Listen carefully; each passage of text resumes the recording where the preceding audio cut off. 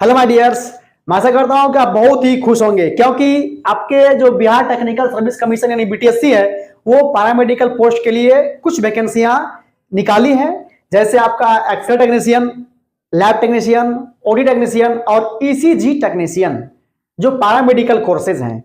जो भी student paramedical का ये सभी कोर्स किए हुए हैं उनके लिए बहुत ही सुनहरा अवसर है क्योंकि इतना बम्पर बहालियां कभी नहीं निकला है अभी तक में। इसलिए आप तमाम लोग इस फॉर्म को भर के और तैयारी करके जॉब को लीजिए। तो हम डिटेल में बात करेंगे कि आपको इस फॉर्म को फिलअप करने के लिए क्या क्या चीज की जरूरत पड़ेगी। ये 4 तारीख यानी कि 4/3/2025 बिगिनिंग डेट ये है और ये लास्ट होगा आपका 1/4/2025। अब एज की हम बात करते हैं। वैसे स्टूडेंट जिसकी एज 37 ईयर का है, यानी जो स्टूडेंट यूआर जनरल कैटेगरी से होंगे उनके लिए 37 ईयर का है एज लिमिट और मिनिमम जो एज है वो है 18 ईयर मिनिमम एज है। जो स्टूडेंट ओबीसी या ईबीसी में आते हैं उनके लिए एज है जो 40 ईयर, यानी वो स्टूडेंट 40 वर्ष तक फॉर्म को फिलअप कर सकते हैं। और जो स्टूडेंट SC ST में पढ़ते हैं उनके लिए 42 ईयर है। ठीक है, तो ये हो गया आपका SC या ST के लिए और ये हो गया आपका OBC के लिए या EBC के लिए। तो चलिए हम बात करते हैं अब हम फीस के बारे में। तो 600 रुपीज जो स्टूडेंट जनरल कैटेगरी से हो, चाहे वो OBC से हो या फिर अदर स्टेट के लड़कियां लड़के हो, उनके लिए 600 रुपीज और एक है 150 रुपया 150 रुपीज जो स्टूडेंट महिला हो या ST SC हो या तो फिर वो फिजिकली हैंडीकेप्ड हो यानी विकलांग हो। अब हम बात करते हैं इसकी क्वालिफिकेशन का। PCB और फिजिक्स, केमिस्ट्री, बायोलॉजी और इंग्लिश में पास किए हुए हैं वैसे स्टूडेंट किसमें 10+2। अब हम बात करते हैं डिग्री से रिलेटेड। तो अगर कोई स्टूडेंट DMLT का हो या फिर जो स्टूडेंट OT का हो, ECG का हो या फिर एक्सरे का हो, उनके लिए डिप्लोमा या बैचलर दोनों में से दोनों मान्य है। अब इसके लिए डॉक्यूमेंट भी जरूरत पड़ेगा, क्या क्या चीज है वो समझते हैं।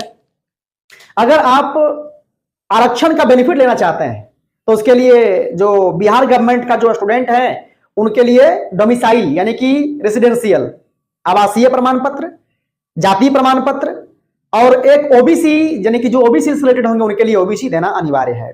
और EWS यानी जो जनरल कैटेगरी से आएंगे उनके लिए EWS बनाना अनिवार्य है, वो बनवा लेंगे।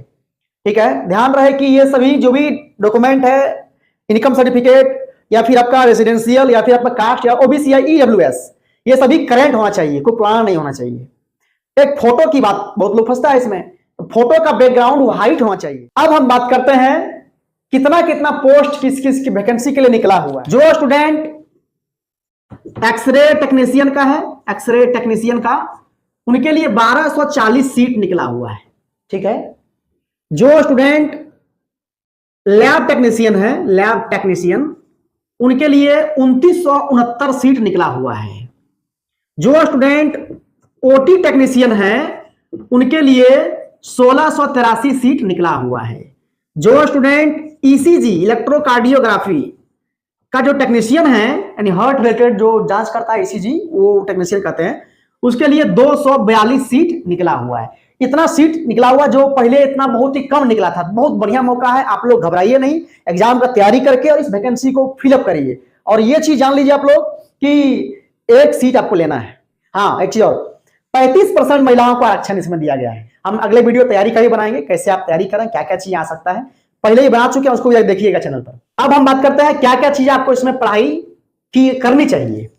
देखिए, जो स्टूडेंट एक्सरे टेक्नीशियन का है तो उनके लिए DMRIT या DMRT भी होता है या फिर BMRIT। इसका मतलब हुआ diploma in medical radio imaging technology, bachelor in medical radio imaging technology. जो स्टूडेंट इसका कोर्स जो किए हैं, जो सिलेबस में आपका दिया गया होगा, जैसे रेडियो फिजिक्स होगा, एनाटॉमी फिजियोलॉजी होगा और बहुत सारे सब्जेक्ट, तो वो सभी को आप लोग एक बार पढ़ लीजिएगा बढ़िया से, उसी से क्वेश्चन रहेंगे। ये हो गया। लैब टेक्नीशियन का स्टूडेंट के लिए जो स्टूडेंट किए हो DMLT यानी diploma in medical lab technology, BMLT यानी बैचलर इन मेडिकल लैब टेक्नोलॉजी, तो उनका सिलेबस जो होगा जैसे एनाटॉमी फिजियोलॉजी हो गया, फार्मेकोलॉजी हो गया, आपका इम्यूनोलॉजी, सेरोलॉजी, बायोलॉजी, बैक्टीरियोलॉजी, तो ये इसमें कोर्स जो आप किया करने वक्त पढ़ाई हुआ था उसी को पढ़ के जाना है एग्जाम में। और ओडी टेक्नीशियन के लिए जो स्टूडेंट किए हो DOTT या DOTA, DOTT का मतलब diploma in operation theatre technology या diploma in operation theatre assistant, ठीक है, या फिर बैचलर BOTT यानी bachelor in operation theatre technology या bachelor in operation theatre assistant.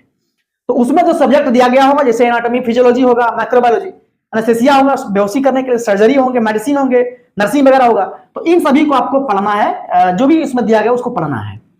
ECG technician के लिए आपको जो डिप्लोमा इन ईसीजी किए होंगे ECG या फिर बैचलर इन ECG जो किए होंगे, बैचलर बहुत ही कम करता है, डिप्लोमा पर ज्यादातर होता है, तो ये जो किए हो बैचलर या डिप्लोमा किए हो तो उनका जो सिलेबस जैसे एनाटॉमी फिजियोलॉजी हो गया, कार्डियोलॉजी हो गया, तो इन सभी को पढ़ करके आप आएंगे, उसी से क्वेश्चन आपका रिलेटेड रहेगा, ठीक है, यहां तक समझ में आ गया। अब हम बात करते हैं चयन प्रक्रिया मतलब सिलेक्शन प्रोसेस, कैसे आपकी सिलेक्शन होगी। तो आपको देना है 100 नंबर का एग्जाम, 100 मार्क्स का एग्जाम होंगे और इसके लिए आपको देना पड़ेगा टाइम 120 मिनट, यानी 2 घंटा में 100 नंबर को आपको सॉल्व करना है। अब जो है नया नियम क्या एक है कि 75 नंबर आपको कुल मार्क्स होंगे 75, ऐसे मार्क्स तो पूरा 100 है, लेकिन 75 मार्क्स आपका मिलेंगे कुल थ्योरी का, ठीक है, और 25 नंबर जो मिलेंगे वो मिलेगा एक्सपीरियंस का। अगर कोई स्टूडेंट एक्सपीरियंस होल्डर है तो 5 नंबर मिलेगा 1 साल एक्सपीरियंस का। जैसे कोई स्टूडेंट सरकारी में काम कर रहे हो, कोई स्टूडेंट अगर PHC में, रेफरल में या फिर सदर में काम कर रहे हो, प्राइवेट में नहीं, ध्यान रखना है, प्राइवेट वाले को मान्यता नहीं दिया जाएगा एक्सपीरियंस का, तो वहां पर जो काम कर रहे हो 1 साल का 5 नंबर, यानी 5 मैक्सिमम 5 साल का एक्सपीरियंस आपका काउंट होकर के 25 नंबर उसके मिलेंगे जो स्टूडेंट संविदा पर ज्वाइन किए हो उनके लिए। तो ये हो गया, समझ में आ गया। अब जो स्टूडेंट 75 नंबर में या फिर 100 नंबर में स्टूडेंट लाया, मान लिया कि 50 नंबर लाया, सपोज दैट, तो उनको गुना किया जाएगा 0.75 से, तो बराबर आएंगे 37.5%, 37.5 नंबर आपको दिया जाए, मिलेगा इतना लाने का मतलब। तो अब हम बात करते हैं कि किस कैटेगरी को कितना नंबर लाना अनिवार्य है। जो स्टूडेंट जनरल कैटेगरी से हो, OBC, EBC और SC और ST, ठीक है, सबके लिए अलग अलग नंबर है। जनरल के लिए 40 नंबर, यानी कि जो 100 नंबर जो पूछा गया है उसमें से 40 नंबर लाना अनिवार्य है। इधर OBC के लिए 36.5 नंबर लाना अनिवार्य है और EBC के लिए 34 नंबर लाना अनिवार्य है और ST SC फिजिकली हैंडीकैप्ड जो है उनके लिए 32 नंबर लाना अनिवार्य है। अगर इससे कम लाते हैं आप तो आप पास नहीं माने जाएंगे, आप फेल माने जाएंगे। क्वालिफाई होने के बाद में क्या क्या होगा? पहला process document verification. Document verification में आपको सभी मैट्रिक का, इंटर का मार्कशीट, इसके मूल प्रमाण पत्र सर्टिफिकेट चाहिए और जो सब्जेक्ट में जो कोर्सेज आप किए हुए उसका सर्टिफिकेट, उसका रजिस्ट्रेशन नंबर, उसका मार्कशीट ये रहेगा। और बाकी बात जो आप जातीय आवासीय आय जो बनाए हुए इनकम वगैरह वो सभी चीजें आपको लिया जाएगा। उस समय 5-6 फोटो रखिएगा एक्स्ट्रा। फाइनली होगा ज्वाइनिंग, यानी आपको डॉक्यूमेंट वेरिफिकेशन, फिर आप ज्वाइन करिए। और ज्वाइन जब करेंगे तो ज्वाइन करने के बाद में आपको ट्रेनिंग दिया जाएगा, इसके बाद में फाइनली आपका परमानेंट जॉब हो जाएंगे। ठीक है, ये सभी प्रोसेस हैं आपका यहाँ जॉब तक पहुंचने का। और इसकी नोटिफिकेशन जो है वो ऑफिशियल वेबसाइट BTSC पर दे दिया गया है, वहां से आप सिलेबस नोटिफिकेशन देख करके समझ सकते हैं। और भी कोई जानकारी आपको लगे तो आप हमें एडवाइस कर सकते हैं, कमेंट कर सकते हैं। फिलहाल आज इतना ही। आपका दिन शुभ हो, मंगलमय हो। बहुत बहुत धन्यवाद।